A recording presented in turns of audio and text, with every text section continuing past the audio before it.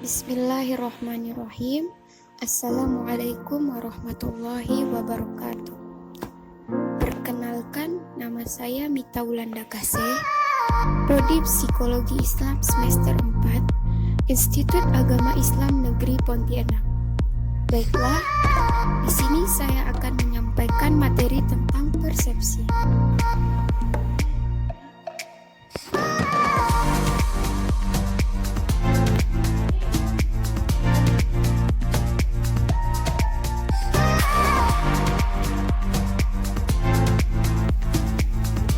Persepsi. Pengertian persepsi secara etimologis berasal dari bahasa Inggris yaitu perception dan dari bahasa Latin percipio yang artinya menerima atau mengambil. Persepsi adalah tindakan menyusun, mengenali, dan menafsirkan informasi sensori guna memberikan gambaran dan pemahaman tentang lingkungan. Persepsi meliputi semua sinyal dalam sistem saraf yang merupakan hasil dari stimulasi fisik atau kimia dari organ penginderaan. Pengertian persepsi yang lainnya. 1. Persepsi adalah interpretasi hal-hal yang kita indera. Persepsi atau perception melibatkan kognisi tingkat tinggi dalam penginterpretasian terhadap informasi sensorik. Yang kedua, persepsi merupakan serangkaian proses rumit yang melaluinya kita memperoleh dan menginterpretasikan informasi indrawi. Yang ketiga, persepsi adalah seperangkat proses yang dengannya kita mengenal, mengorganisasikan, dan memahami cerpaan-cerpaan indrawi yang kita terima dari stimuli lingkungan. Macam-macam persepsi terbagi menjadi dua, yaitu persepsi konstruktif dan persepsi langsung. Persepsi konstruktif. Teori persepsi konstruktif disusun berdasarkan anggapan bahwa selama persepsi, kita membentuk dan menguji hipotesis-hipotesis yang berhubungan dengan persepsi berdasarkan apa yang kita indera dan apa yang kita ketahui.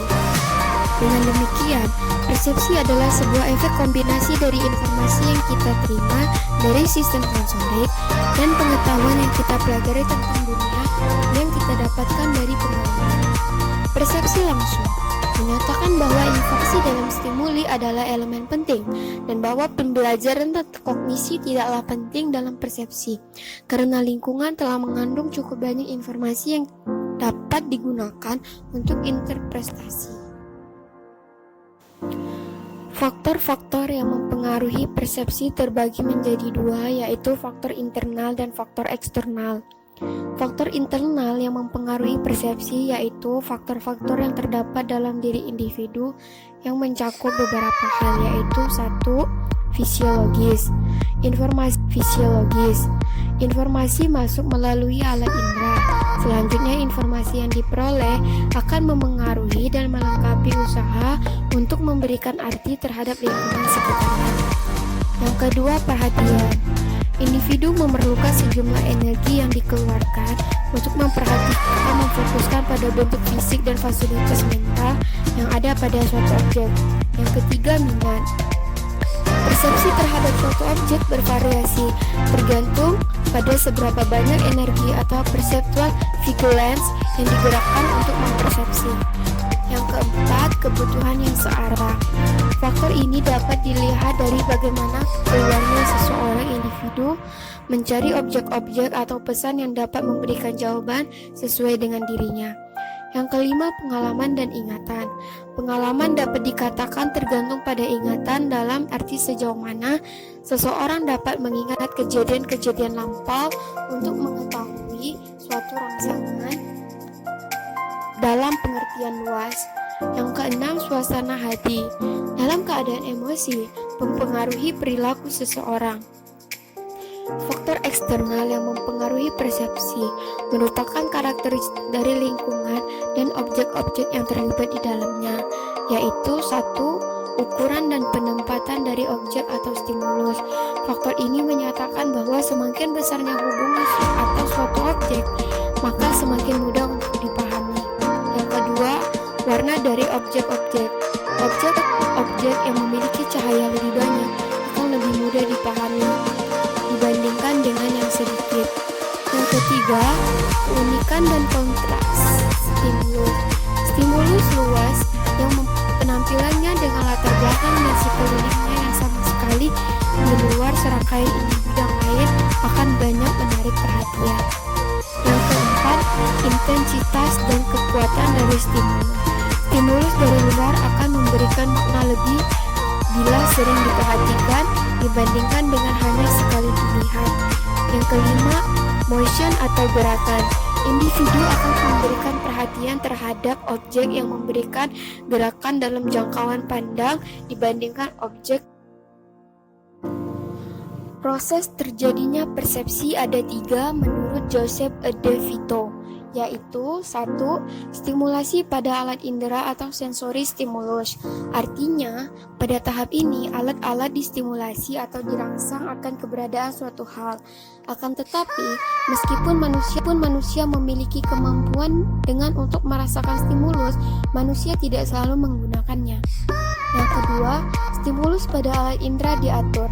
Artinya, pada tahap ini rangsangan terhadap alat indera diatur menurut berbagai prinsip. Salah satu prinsip yang digunakan adalah kemiripan. Yang ketiga, stimulus alat indera ditafsirkan dan dievaluasi. Artinya, di tahap ini bahwa keduanya tidak dapat dipisahkan. Langkah ini merupakan proses subjektif yang melibatkan evaluasi dari pihak penerima. Penafsiran tersebut tidak semata-mata didasarkan pada rangsangan luar, melainkan juga sangat dipengaruhi oleh pengalaman pada masa lalu, kebutuhan, keinginan, sistem nilai, keyakinan tentang yang seharusnya, keadaan fisik, dan emosi pada saat itu.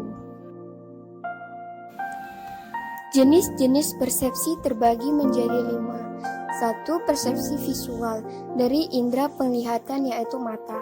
Persepsi ini adalah persepsi yang paling awal berkembang pada bayi dan memengaruhi bayi dan balita untuk memahami dunianya. Persepsi visual adalah hasil dari apa yang kita lihat, baik sebelum kita melihat atau masih membayangkan, serta sesudah melakukan pada objek yang dituju. Yang kedua, persepsi auditoria atau pendengaran. Persepsi yang didapatkan dari indera pendengaran yaitu telinga. Seseorang dapat mempersepsikan sesuatu dari apa yang didengarnya. Yang ketiga, persepsi perabaan. Merupakan persepsi yang didapatkan dari alat peraba yaitu kulit. Seseorang dapat mempersepsikan sesuatu dari apa yang disentuhnya atau akibat persentuhan sesuatu dengan kulitnya. Yang keempat, persepsi penciuman. Merupakan persepsi yang didapatkan dari indera penciuman, yaitu hidung. Seseorang dapat mempersepsikan dari apa yang diciumnya. Yang kelima, persepsi pengecapan atau rasa. Merupakan jenis persepsi yang didapatkan dari indera pengecapan yaitu lidah. Seseorang dapat mempersepsikan sesuatu dari apa yang diucap atau dirasakan. Syarat terjadinya persepsi ada 3, yaitu 1. Adanya objek yang dipersepsi, yang kedua adanya alat indera atau reseptor, yang ketiga adanya perhatian. Artinya, adanya objek atau peristiwa sosial yang menimbulkan stimulus dan stimulus mengenai alat indera atau reseptor.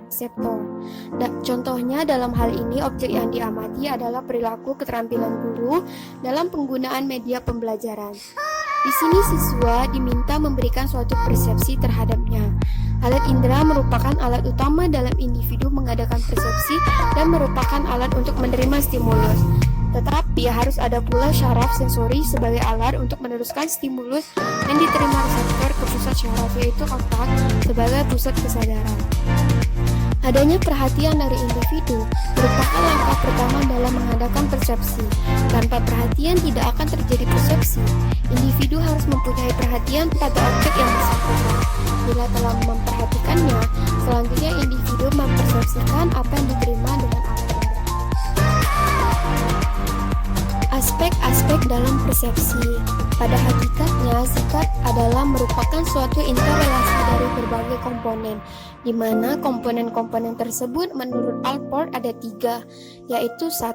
Komponen kognitif, yaitu komponen yang tersusun atas dasar pengetahuan atau informasi yang dimiliki seseorang tentang objek sikapnya. Yang kedua, komponen afektif. Afektif berhubungan dengan rasa senang dan tidak senang, Jadi sifatnya evaluatif yang berhubungan erat dengan nilai-nilai kebudayaan atau sistem nilai yang dimilikinya. Yang ketiga, komponen konat, yaitu merupakan kesiapan seseorang untuk bertingkah laku yang berhubungan dengan objek sikapnya. Sekian penyampaian materi persepsi dari saya. Mohon maaf jika terjadi kesalahan.